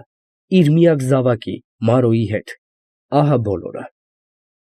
Դրանց թվում գտնվում էին մի մշտական ծառա Մհե անունով, մի տնակալուչ կին, որին կոչում էին Խաթուն, և մի պատանի, որին կոչում էին Հասո։ Այս վերջինը որսորդի որդեգիրն էր։ Ովքեր էին դրանք և որտեղից եկան, հայտնի չէր։ Միայն մեր քաղաքում որսորդի մասին խոսվում էին շատ զարմանալի պատմություններ, իբր թե նա տաճկական Հայաստանի արևելյան կողմերիցն էր, թե նա շատ կռիվներ է ունեցել քրդերի հետ, և իր գլխի մազերի համբարքով մարդիկ է սպանել, և այլն։ Որքան ստույգ էին այդ զրույցները, մենք չգիտեինք, մեզ այսքանը միայն հայտնի էր, որ Ավոն մի բարի մարդ էր և մեր ամենալավ դրացին, թեև ամենքն ատում էին նրան և խորշում էին նրանից, որպես մի սարսափելի եղեռնագործից։ Ճշմարիտ է, որ Ավոն իր միշտ լուռ, միշտ տխուր և ծածկամիտ բնավորությամբ մնաց ամենի համար որպես մի մթին հանելուկ։ Նրա ճակատի վրա դրած խոր սպին իր ահավորությամբ մի առանձին արտահայտություն էր տալիս դեմքի խոշոր, միևնույն ժամանակ ավազակային գծագրությանը, որ հարուցանում էր նայողի մեջ ակամա երկյուղ և կասկած։ Այսուամենայնիվ, նա շատ բարեսիրտ մարդ էր։ Ես, Մարիամը և Մագդաղը ամենևին չէինք վախենում նրանից։ Երբ գնում էինք նրա տունը, նա առնում էր մեզ իր երկայն և ահագին ծնկների վրա, օրորում էր և պոչը կտրած մկան քոսոտ այծի հեքիաթներն էր պատմում։ Մենք ծիծաղելուց թուլանում էինք։ Մարոն չէր կարողանում համբերել, երբ տեսնում էր, որ իր հայրը Մարիամին նույնքան սիրում էր, որքան Մագդաղին և ինձ։ Նա էլ քո քույրն է, ասում էր հայրը և խրատում էր նրան նախանձոտ չլինել։ Ամեն անգամ, երբ մենք գնում էինք որսորդի տունը, նա անսահման զվարճություն էր պարգևում մեզ։ Ավոն տալիս էր մեզ իր որսած թռչուններից, որը դեռ կենդանի էր մնացած։ Մենք կապում էինք նրա ոտքը թելով և օրերով խաղ էինք անում նրա հետ։ Ֆարհադ, ասաց ինձ մի անգամ որսորդը, դու շատ ես չարչարում թռչուններին, եթե այսպես կվարվես, ես մյուս անգամ քեզ ոչինչ չեմ տա։ Ես սկսյալ փոքր հասակիցս խոսքի ետևից ման եկողներից չէի, իսկույն պատասխանեցի. Ես խո չեմ սպանում, բայց դու սպանում ես թռչուններին և ինձ ասում, թե ինչու ես չարչարում։ Սպանելու և տանջելու մեջ մեծ զանազանություն կա, վերջինը ավելի վատ է,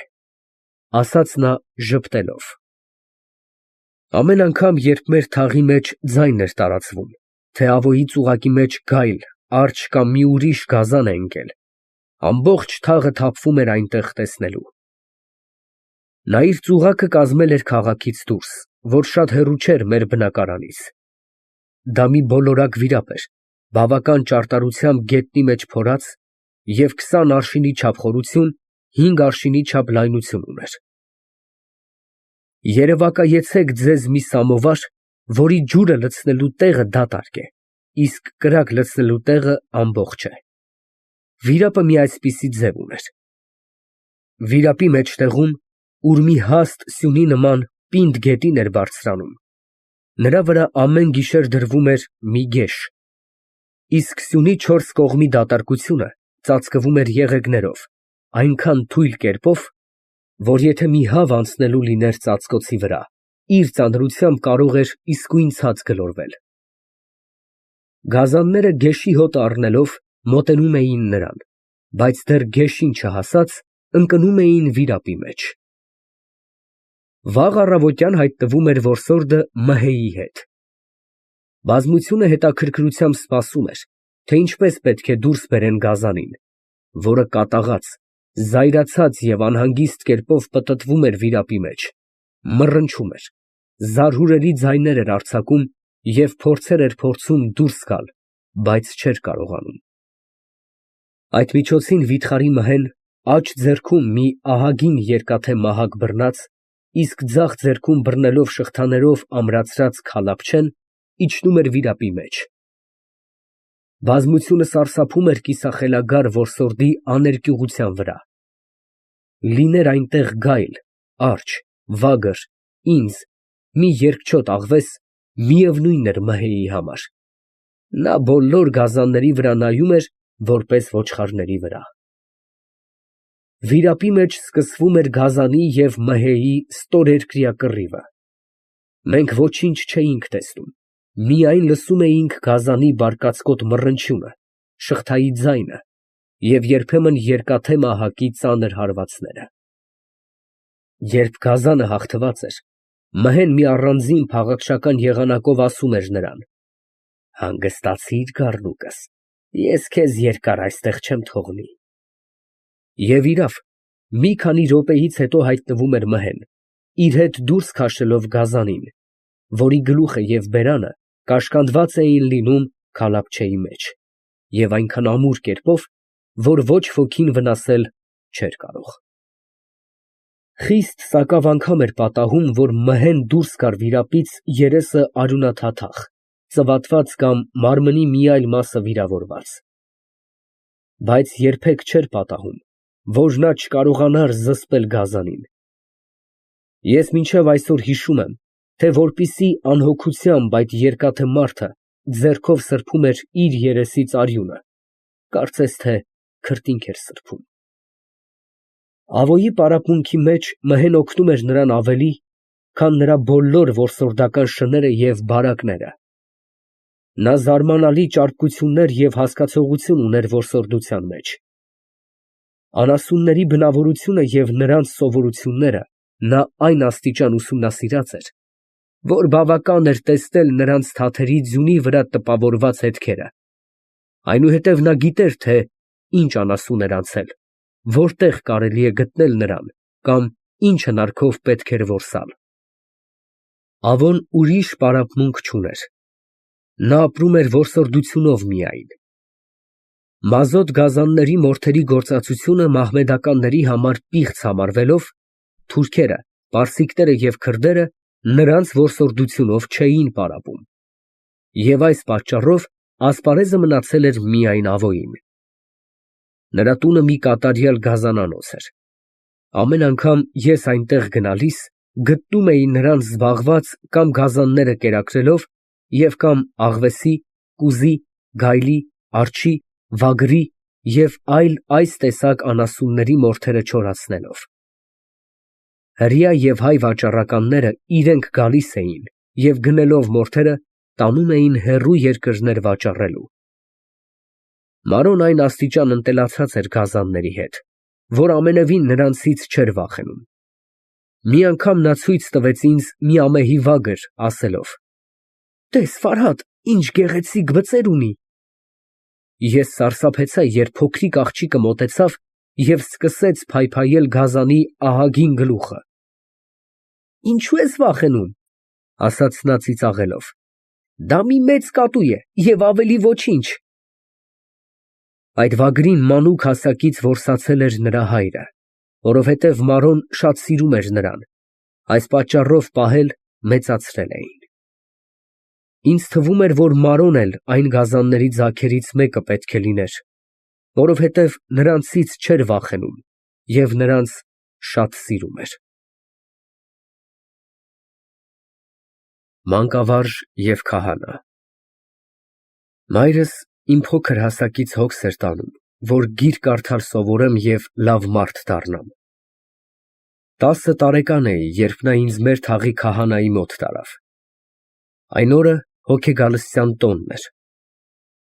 Հոգեգալուստը լավ օր է, ասում էր մայրս։ Եթե երեխան այս օրը վարժատուն մտնե, շատ բան կսովորի։ Նրա համար, որ հոգին սուրբ այսօր առաքյալներին լեզու տվեց։ Ես մինչև այսօր չեմ մոռացել այն խոսքերը, որ մայրս ինձ վարժապետին հանձնելու ժամանակ ասաց. Տեր հայր, ծառա լինեմ սուրբ աչիդ, որդիս քեզ համար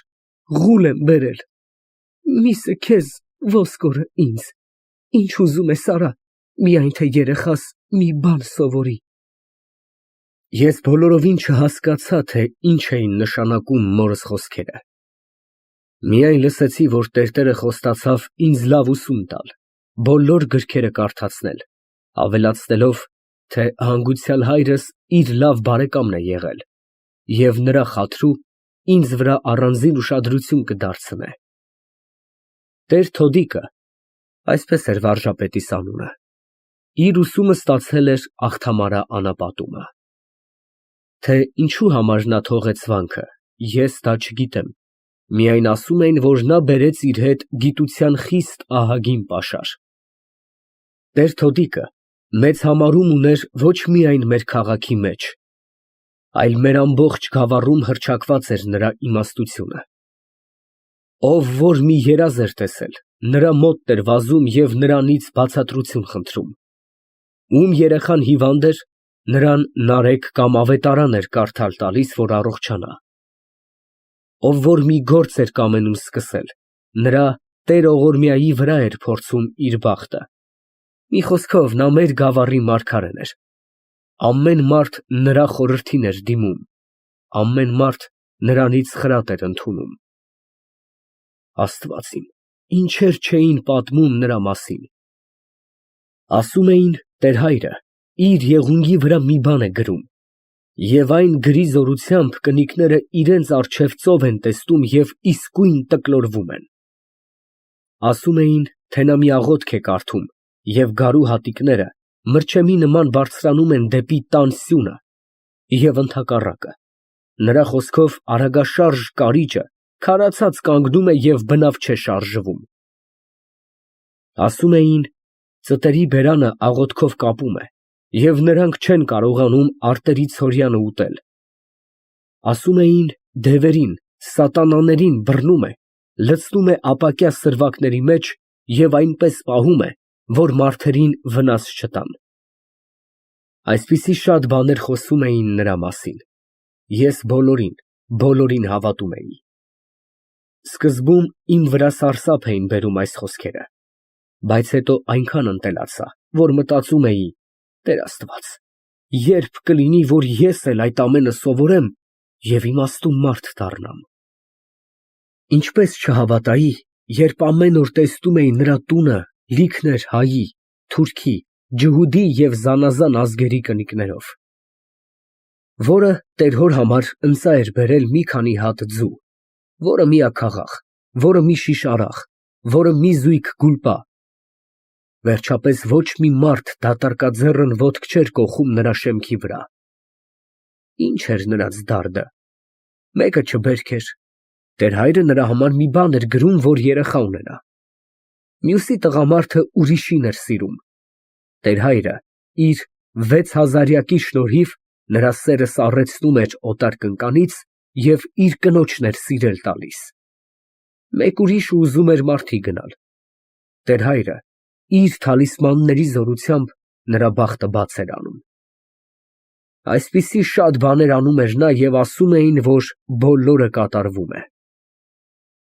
Իր եկեղեցական պաշտոնի մեջ Տեր Թոդիկը նույնպես իր ժողովրդի թե հոգևոր, թե բարոյական մխիթարությունն էր։ Ամեն մարդ նայում էր նրան որպես մի սրբության վրա։ Երբ սկսվում էր Մեծ Պասը, մեր թաղեցիքը սովորություն ունեին կեսավուր ժամից առաջ հավաքվել եկեղեցու բակում մի խուցի մեջ։ Վարժապետս գնում էր այնտեղ, նրանց համար կարդում էր և մեկնում էր մի գիրք։ Ես մինչև այսօր չեմ մոռացել այն ահագին մեծ գիրքը։ Նրան կոչում էին այս մավուրք։ Նա այնքան ծանր էր, որ հոգիս դուրս էր գալիս, մինչև տանում էի եկեղեցու խուցը։ Թե ինչ էր գրած նրա մեջ, ես չգիտեի, բայց շատ անգամ գիրքը տանելու ժամանակ մտածում էի. «Ախ, Աստված ջան, ինչ կլինի, որ այդ գրքի բոլոր գրվածները իմ գլխումը լցնես»։ Հետո ինձ ծիծաղում էի։ Լավ, ասում էի, իմ պստիկ գլուխը ոնց կարող է այս ամեն բաները իր մեջ տանել։ Բայց հետո էլի մտածում էի. վարժապետիս գլուխը հո իմից մեծ չէ, բա ինչու նա ամենը իմանում է։ Թաղի ծերունիները հավաքված էին լինում եկեղեցու խուցի մեջ, սպասում էին տեր-հոր գալստյանը։ Ես տանում էի գիրքը, դնում էի փոքրիկ գրակալի վրա և ձեռքերս կուրծքիս վրա դրած կանգնում էի այնտեղ։ Նա գալիս էր։ Ախ, ինչպես պատվով ընդունում էին նրան, մարդ չէր մնում, որ սուրբ աջը չհամբուրե և նրա օրհնությունը չառնե։ Նա նստում էր գրակալի մոտ, բաց էր անում գիրքը, կարդում էր և պատմում էր նրա միտքը։ Ես մինչև այսօր չեմ մոռացել մի քանի բաներ, որ այն ժամանակ սովորեցա սուրբերի, ճգնավորների, աբեղաների հրաշագործությունների մասին, թե ինչպես նրանք խորոված աղավնիներ էին թռցնում, ինչպես հրեշտակների հետ էին խոսում, ինչպես դևերին բռնում էին և իրենց սպասավորություն էին անել տալիս, կամ ինչպես շաբաթներով ոչինչ չէին ուտում, բայց Աստված նրանց համար երկնքից մաննա էր ուղարկում։ Ով է իմանում, 1001 այսպիսի բաներ էի լսում, որոնք լցնում էին իմ սիրտը մի սրբազան ջերմեռանդությամբ, և ես մտածում էի. թող տամ այս փուչ աշխարհը, գնամ սարերը, մտնեմ քարերի մեջ, ճգնավոր դառնամ, որ ես էլ հրեշտակների հետ խոսեմ, որ ես էլ երկնքի մաննայով կերակրվեմ։ Երբեմն ծերունիներից ոմանք առաջարկում էին վարժապետիս խորին աստվածաբանական հարցեր։ Նա բոլորի պատասխանը խիստ խելացի կերպով տալիս էր։